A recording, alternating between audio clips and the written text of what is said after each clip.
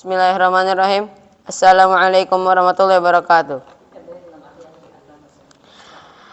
Alhamdulillahilladzi khalaqas samawati wal arda wa ja'ala adh-dhulumati wan nur. Tsummal ladzina kafaru bi rabbihim ya'dilun. Asyhadu an la ilaha illallah wa asyhadu anna Muhammadan abduhu wa rasuluh. Amma ba'du. Segala puji bagi Allah yang telah memberikan kepada kita nikmat yang banyak, yaitu nikmat Islam, nikmat iman, nikmat sehat, dan nikmat bisanya kita berkumpul di masjid yang insya Allah diberkahi dan dirahmati Allah Subhanahu wa taala. Shalawat serta salam tidak lupa pula kita junjungan kepada baginda kita Nabi Muhammad SAW yang telah membawa kita dari zaman jahiliyah sampai zaman Islamiyah. Bapak Ibu yang selalu dirahmati Allah, berdiri saya di sini yang akan membawakan suatu hadis Rasulullah yang bertemakan tawakal dan ikhtiar. Dari Umar bin Khattab radhiyallahu anhu, Rasulullah SAW bersabda, "Lau annakum kuntum tawakkaluna 'ala Allahi haqqa tawakkuli la ruziktum kama yurzaqut tayru taghdu khisaman wa taruhu bitonan." Seandainya kalian sungguh-sungguh bertawakal kepada Allah, sungguh Allah akan memberi kalian rezeki sebagaimana Allah memberi rezeki kepada seekor burung yang pergi dalam keadaan lapar dan kembali dalam keadaan kenyang. Hadis riwayat At-Tirmizi nomor 2344. Isi yang bisa kita ambil dari hadis ini adalah: 1. Imam Ibnu Rajab Al-Hambali rahimahullah berkata, hadis ini merupakan asas dalam hal tawakal kepada Allah Subhanahu wa taala, dan sesungguhnya tawakal merupakan sebab terbesar yang dapat mendatangkan rezeki. 2. Tawakal tanpa ikhtiar lebih dulu adalah keliru menurut pandangan Islam. Jikalau kita sudah dapat meletakkan arti tawakal pada garis yang sebenarnya, maka sangat terpuji dan pasti kita tidak akan kekurangan rezeki. Allah Subhanahu wa taala akan menjamin bahwa kita akan diberi bagian rezeki kita masing-masing, sebagaimana halnya burung yang berikhtiar dengan pergi pagi-pagi dalam keadaan kosong perut, sedang pada petang harinya telah menjadi kenyang.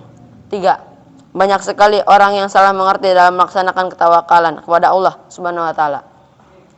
Ada yang berpendapat tawakal ialah menyerah bulat-bulat kepada Allah tanpa berbuat apapun, tanpa upaya dan usaha. Padahal untuk mencari sesuatu yang baik untuk kehidupan diperlukan ikhtiar dan usaha.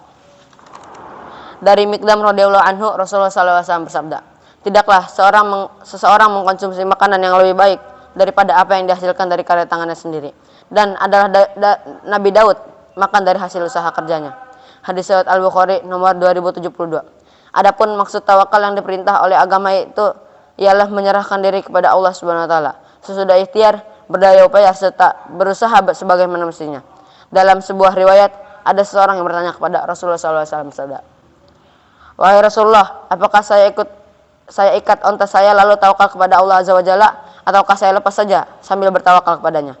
Rasulullah SAW menjawab, "Ikatlah dulu untamu, kemudian baru engkau bertawakal." Hadis riwayat At-Tirmizi nomor 2517. Rasulullah SAW yang merupakan teladan orang yang bertawakal, ketika beliau memasuki kota Mekah pada saat peristiwa Fathul Makkah, beliau tetap menggunakan pelindung kepala. Ini menunjukkan beliau mengambil ikhtiar untuk melindungi diri. Beliau juga telah memberi petunjuk untuk menggabungkan antara ikhtiar dan tawakal kepada Allah Subhanahu wa taala melalui sabda beliau, "Semangatlah kalian terhadap hal-hal yang bermanfaat bagi kalian dan mohonlah pertolongan kepada Allah." Hadis riwayat Muslim nomor 2664. Ayat Al-Quran yang berkaitan dengan hadis. Allah subhanahu wa ta'ala berfirman, yang artinya, dan dia memberinya rezeki dari arah yang tidak disangka-sangka.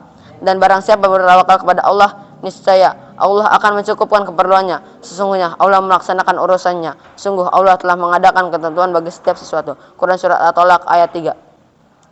Sebelum saya tutup dari pembacaan hadis ini, alangkah baiknya kita berdoa terlebih dahulu. Bismillahirrahmanirrahim. Alhamdulillahi rabbil alamin. Hamdan yuafi ni'amahu wa yukafi'u mazidah. Ya Rabbana lakal hamdu lakas syukru kama yanbaghi li jalali wajhika wa 'azimi sultanik. Allahumma shalli wa sallim ala sayyidina Muhammad wa ala ali sayyidina Muhammad.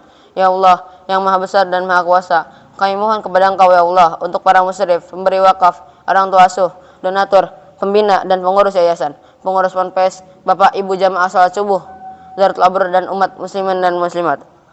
Diampuni dosa-dosanya, dosa besar, dosa kecil, disengaja ataupun tidak disengaja. Diberi hidayah agar dapat melaksanakan semua perintah-Mu dan meninggalkan semua larangan-Mu. Diberi kesehatan agar bisa istiqomah dalam melaksanakan ibadah baik yang wajib maupun yang sunnah. Diberi rezeki yang luas dan berkah agar mau berbagi kepada anak yatim dan duafa dan perjuangan Islam. Diberi kemampuan bisa bersabar jika menerima musibah dan pandai mensyukuri kenikmatan. Diberi keturunan yang qurrata a'yun, keturunan yang soleh dan solihah. Rabbana atina fid dunya hasanah wa fil akhirati hasanah wa qina adzabannar. Subhana rabbika rabbil izzati amma yasifun wa salamun alal mursalin walhamdulillahi rabbil alamin. Wassalamualaikum warahmatullahi wabarakatuh.